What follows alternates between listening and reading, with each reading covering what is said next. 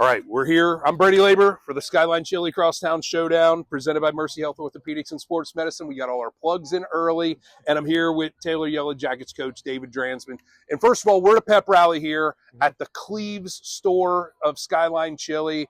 And, man, a lot of excitement once again, man. Just kind of talk about tonight and all the kind of buffoonery we brought to the town.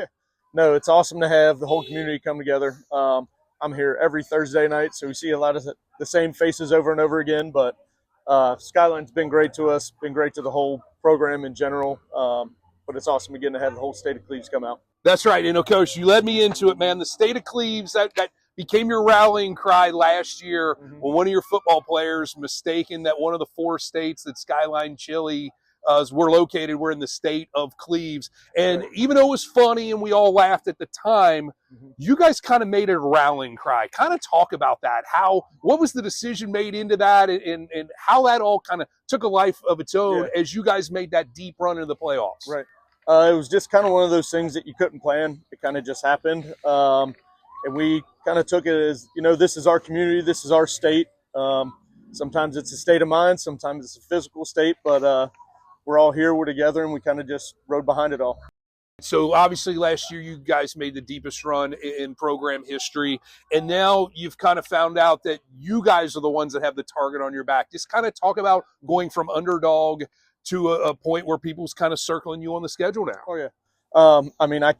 We had a great senior class last year. It's really hard to replace some of those guys, but we're learning. We're getting better every single week, and it is one of those things where you kind of come out of nowhere and there's guys in the playoffs saying, where even is Cleves? Like, where'd you come from? But it's turned into, like, we got to step up every single week, and it's got to be an everyday thing. It can't just be once in a while here and there. Of course, you guys are in the CHL, and that's what's being featured this week. You guys taking on Reading. But, you know, for a lot of years, people thought of the CHL as just Wyoming and then sometimes Indian Hill. But then you guys got on the map last year. This year, Deer Park is making a name for yourself. Just talk about how the CHL and how good it is from top to bottom. Oh, yeah. I think just the consistency, especially within the coaching tenures that you see, it's not a whole lot of transition from new coach to new coach. I know Corey Johnson just got over to Finneytown this year, but overall, you see a lot of the same guys year in year, and when you can actually build the programs, it makes the competition that much better.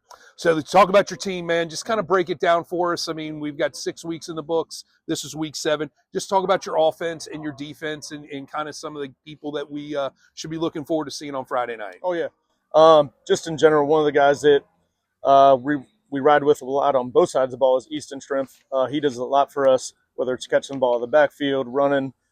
He kind of is the captain on the defense. He's one of our team captains in general. So he's a big part of what we do. Offensively, obviously, we got Charlie Kantz, junior quarterback. He's done a really good job. Obviously, we're trying to figure out some of the pieces we're missing this year. But he's done really well at kind of maneuvering through that all. Our O-line, D-line, getting Ryan Massey-Cable back this week is going to help a lot. He's been out the past couple of weeks with mono. But again, we're getting there. We're figuring it out as we go.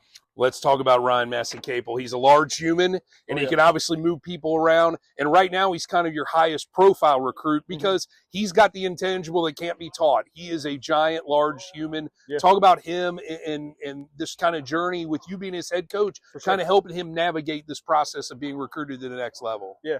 The whole recruiting landscape is completely changed with the whole NIL and transfer portal and everything. So it's really kind of be patient and do whatever you can do to control. But again, you can't teach size, and the way that he moves with his size helps him out a whole lot.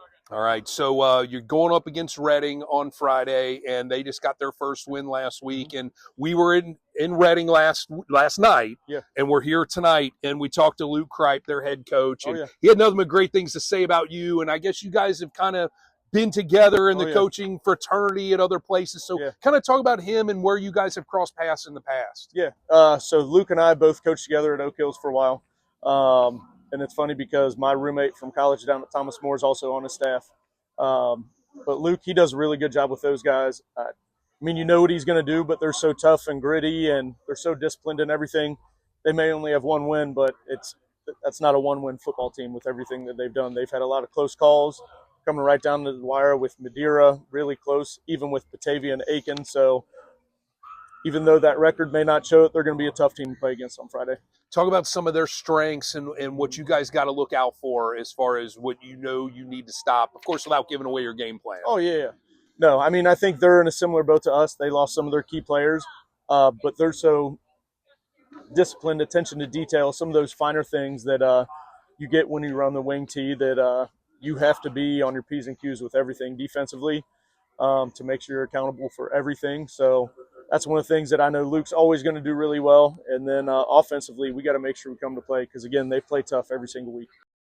And just talk about this. I think it's underrated, the fact that they are one of the last 2 schools now in the city to have a grass field. I know they're working on getting turf, but man, that's a different dynamic. And obviously they cater to that with their offense, that kind of grind it out. And a lot of quicker, faster paced teams don't like doing that, man. So talk about that. Is that something you guys have to prepare for as far as playing on a grass field? So it's something that we definitely account for. We practice still on turf to get used to making sure we install everything correctly. We're good to go. But we go over the grass field. Our whole practice tomorrow is going to be on the grass field too. So it's something that kicking is a little bit different. Some of those little things that you don't always think about. But yeah, it's a little bit different.